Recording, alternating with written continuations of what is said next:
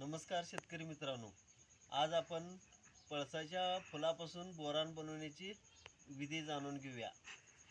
Boron बनवण्यासाठी 1 kilo गूळ लागतोय, 3 किलो पळसाची फुले पाहिजेत आणि 10 लिटर पाणी. ह्या प्रमाणात आपण बोरान बनवून घेऊया. आता आपण प्रथम गूळ टाकून घेऊया.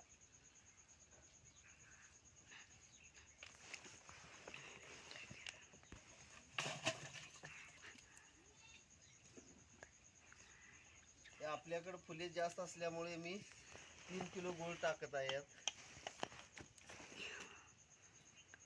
त्याच्यानंतर आपण ही पळसाची फुले आपल्याकडे जास्त आहेत, ती मी 3 किलो गूळ आणि पळसाची फुले 9 किलो यामध्ये टाकत आहे.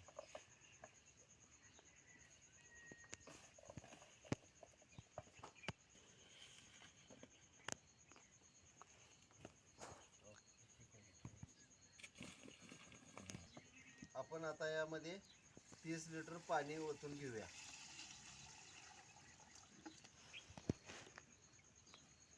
हे आपण 30 लिटर पाणी आता टाकून घेतलंय. आता याच्यावरती याला हलवून घेऊया.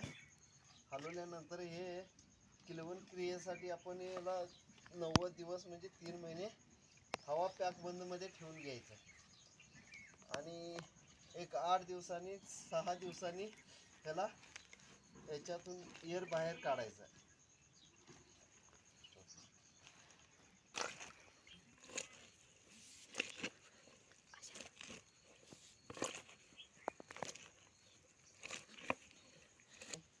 हे असे लिक्विड, याचा रंग बदलायला चालू झालेला आहे. आता हे फक्त 3 महिन्यासाठी सडवण्यासाठी ठेवायचं आहे आणि याला एअर टाईट बंद करून आपण ठेवून द्यायचं आहे.